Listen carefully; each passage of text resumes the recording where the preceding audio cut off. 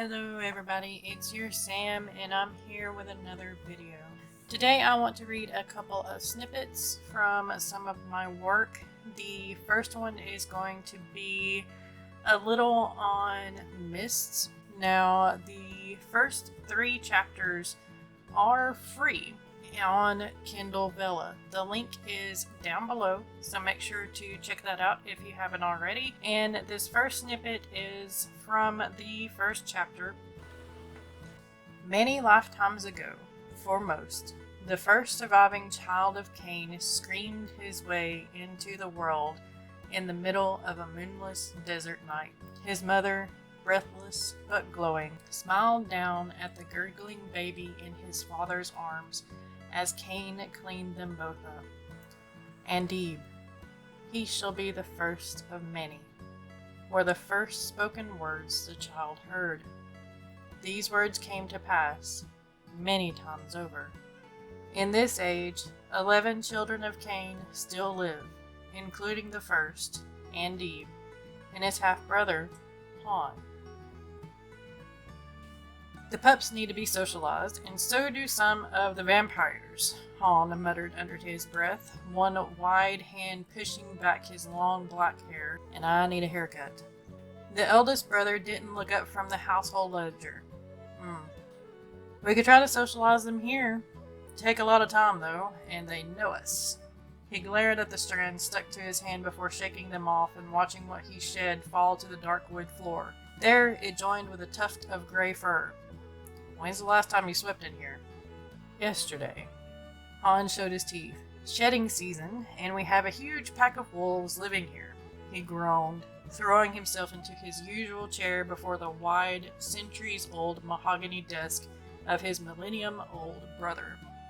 Are you saying we should kick the wolves out? His silver gaze finally flicked to Han from the ledger as he turned the page. And here I thought they were helping you socialize, too. More like entertaining you while they torture the rest of us, Han said. Silence fell while Andy perused the next page. He broke the silence. Which pups? Raven, Bo, and Lure. Andy propped up on his elbows, steepling his long fingers to pinch the bridge of his nose. The youngest of the pack were those 3. Both their mother, Foxy, and their aunt, Wolf, had been after him about sending them to human school for a couple of years. It was their practice, their heritage, to send pups to a school to get them used to interacting with humans for nearly 200 years. The 3 were well past the age that the pack would send them, under normal circumstances. He sighed. Very well. I suppose you want to go with them? You need potty trained again? If Han had a modicum less control, Andib would be out the window. But his younger brother just glared. Ansgar and Christian are in dire straits. It was true.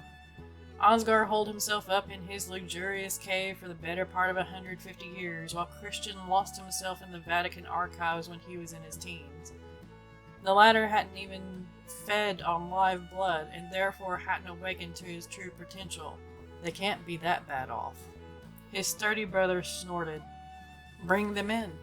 Han pulled himself out of the deep-set chair and barreled to the door to fling it open. The hinges didn't make a sound, but the breeze from him opening it that way had Andib smoothing some of the fluttering papers on the corner of his desk. The big brute just bellowed for him. Andib pitched the bridge of his nose again.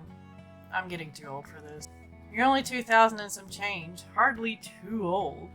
Han mocked as he left the door open and pulled out 4 boxes from the bottom right desk drawer. He set them in a neat line along the front edge of the desk, facing the door. First test. He grinned at his brother when Andib raised a slender brow at him. Ansgar, the 3rd of the survivors of Cain's offspring, was the first to enter, wearing a long cream-colored half-pocket shirt that stood out against his deeply sun-kissed skin and loose long raven locks, over a pair of black pants that looked like flare-leg yoga pants. He flowed in like he was in a dream state instead of wide awake. What?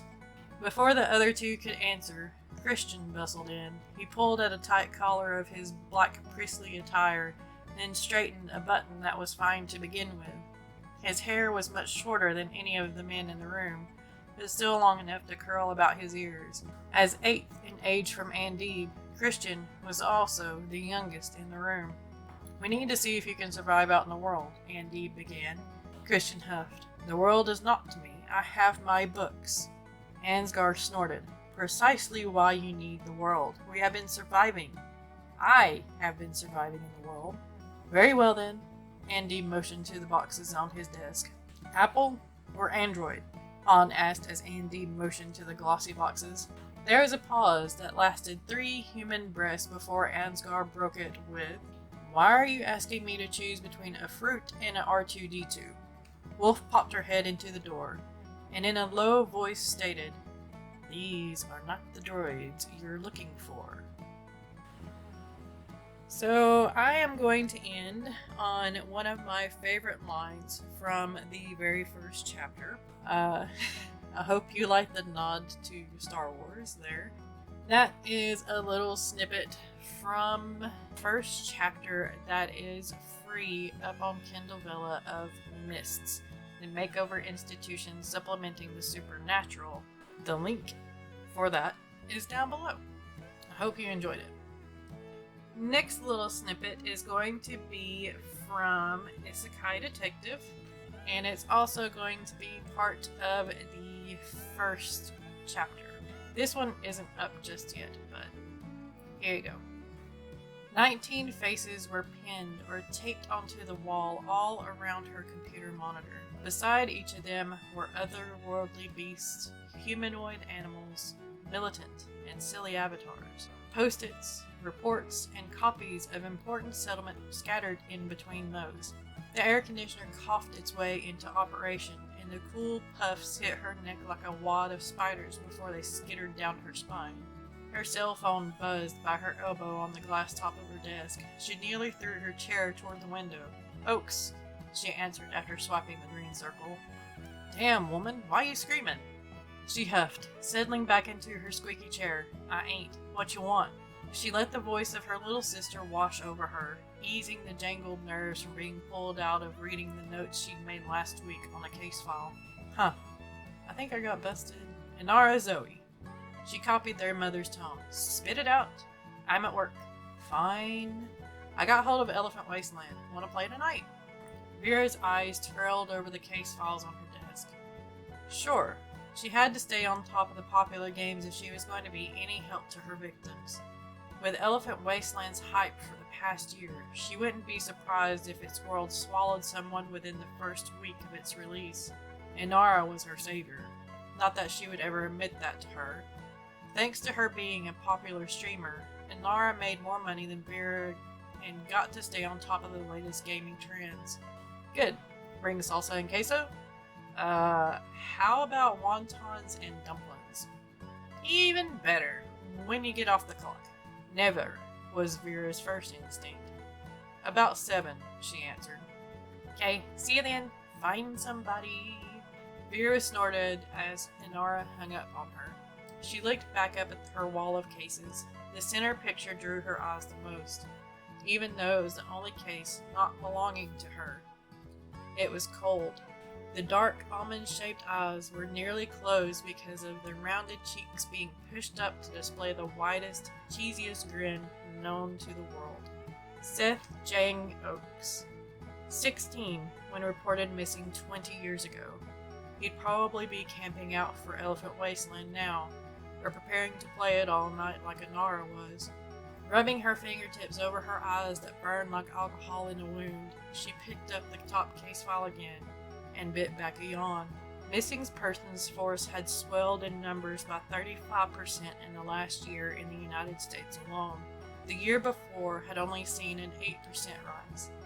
Most of those cases in the grand city of Atlanta had come to her task force. They called themselves the Isekai Detectives, mainly because the gamers and the manga and anime gurus hadn't given them much choice in the matter. So that is a snippet from Isekai Detective. Let me know what you think by using the comments down below. Again, make sure to check out MISTS if you haven't already. The link is down below. And as always, thank you for listening to me. are watching my videos. Be kind to one another out there. Be kind to yourself. Keep writing and keep being creative, and I will see you next time.